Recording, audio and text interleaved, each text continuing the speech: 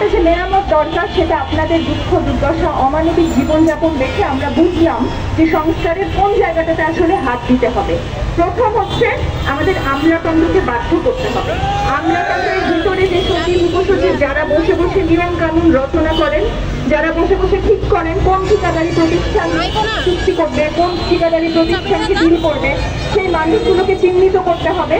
এবং তারপর মাঠের সংগ্রামের ভিতর দিয়ে ধারাবাহিক সংগ্রাম যেটা আপনারা করছেন সুন্দর মতো করে, যে 15 দিন ধরে আপনারা কিন্তু মব করেন নাই, আপনাদের হাতে কিন্তু অনেক গুরুত্বপূর্ণ অফিসের চাবি আছে, নথিপত্র আছে না, আমি বলতে চাচ্ছি আপনারা মব করেন নাই, আপনারা অত্যন্ত সুন্দরভাবে একটা সুশৃঙ্খল ভাবে ধারাবাহিক পদ্ধতিতে জনগণের সংগ্রামের পথ বেছে নিয়েছেন, মবের পথ বেছে নেন নাই।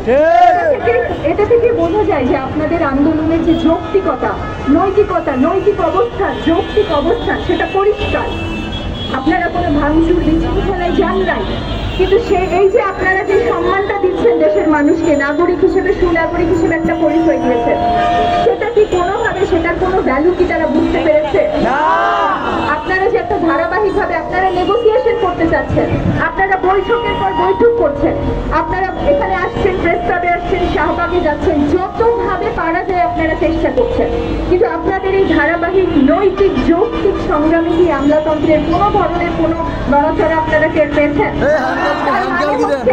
এই যে মাফিয়া সিন্ডিকেট, এই যে ঠিকাদারি প্রতিষ্ঠানের সাথে যে লাখ লাখ কেন বলবো, শত কোটি টাকার যে বাণিজ্য, শত কোটি টাকার যে ফাইন্যান্সিয়াল লেনদেন, এই ফাইন্যান্সিয়াল লেনদেনের মজা বা এই লেনদেনের সুবিধাভোগী যারা, তারা কি এত সহজে তাদের সুবিধাটা ছেড়ে দিতে রাজি হবে না তো? তার মানে হচ্ছে দুঃখজনক হলেও সত্যি যে ধারাবাহিক সংগ্রামের পথ ছাড়া আসলে এই যে খেটে খাওয়া মানুষ, খেটে খাওয়া শ্রমিক কর্মচারীদের আসলে কোনো পথ নাই। কিন্তু আপনারা দেখিয়েছেন যে ধারাবাহিক সংগ্রামের ভিতর দিয়ে আসলে আপনাদের যে আন্দোলন দাবি দেওয়া, সেটার খবরটা কিন্তু আমরা পেয়েছি আজকে বিভিন্ন চ্যানেলে।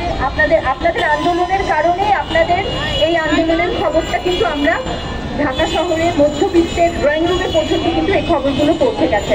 তো আপনাদেরকে অভিনন্দন জানাই যে আপনাদের এই জোর, আপনাদের এই ঐক্যবদ্ধ আন্দোলনের কারণেই দেশের মানুষ এখন আপনাদের আন্দোলনের কথা জানে, আপনাদের উপর যে অন্যায় অত্যাচার হচ্ছে সেটা জানে।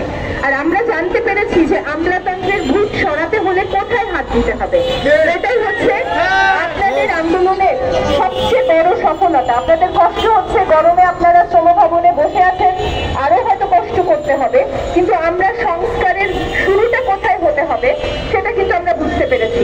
আপনারা চোখে আঙুল দিয়ে দেখিয়ে দিয়েছেন এই জনপ্রশাসনের ভিতরে কত রকমের দুর্নীতিবাজ আছে, কত রকমের মাফিয়া আছে। আপনারা চোখে আঙুল দিয়ে দেখিয়ে দিয়েছেন বলে আমরা বুঝতে পারছি যে সংস্কার শুধু উপর করলে হবে না, ভিতরে হাত দিতে হবে, পরিবর্তন করতে হবে। আমার জায়গা থেকে আপনাদেরকে অভিনন্দন জানাই, দেশের মানুষকে এটা বুঝিয়ে দেওয়া চোখে আঙুল দিয়ে সংস্কারটা কোথায় শুরু করতে হবে। উপর সংস্কার করে লাভ নাই যদি আমার দেশের 6 লক্ষ 7 লক্ষ শ্রমিক কর্মচারীর জীবনে বিন্দুমাত্র পরিবর্তন না আসে, ঠিকাদারি প্রথা যদি বাতিল না হয়, আর আপনাদের যদি দাস প্রথার জীবনেই থাকতে হয়, তাহলে এত বড় বড় সংস্কার করে কোনো লাভ নাই। আপনারা বুঝিয়ে দিয়েছেন যে সংস্কারের শুরু হতে হবে এইখান থেকে। সংস্কারে শুরু হতে হবে একজন টয়লেট ক্লিনার, একজন ডক্টরি, সিকিউরিটি গার্ড, একজন পাম্প অপারেটর, একজন লাইনম্যান, মিটার রিডার, একজন আয়া বুয়া, যাই বলি না কেন, সংস্কারের শুরুটা হতে হবে শ্রমজীবী মানুষের থেকে। এবং এটা যে আপনারা দেখিয়ে দিতে পেরেছেন আপনাদের ঐক্যবদ্ধ আন্দোলনের ভিতরকে, সেজন্য আপনাদের সালাম জানাই। অনেক কষ্ট হচ্ছে আপনাদের, শ্রমভবনে দিনের পর দিন বসে আছেন, কোনো সাড়া পাচ্ছেন না, কিন্তু আপনাদের ধারাবাহিক আন্দোলনের প্রতি আমার সালাম জানাচ্ছি, সেলুট জানাচ্ছি। আপনারা আশা করি আপনাদের এই ঐক্যবদ্ধ আন্দোলনটা আপনারা সমুন্নত রাখবেন, কারণ ধারাবাহিক সংগ্রামের ভিতর দিয়ে একমাত্র আপনারা আপনাদের লক্ষ্যে পৌঁছাতে পারবেন, এটা আমাদের সম্পূর্ণ বিশ্বাস আছে। কষ্ট করে হলেও আপনারা সংগ্রামের সাথে থাকবেন। অনেক ধন্যবাদ, শুভেচ্ছা, সংগ্রামী শুভেচ্ছা সবাই।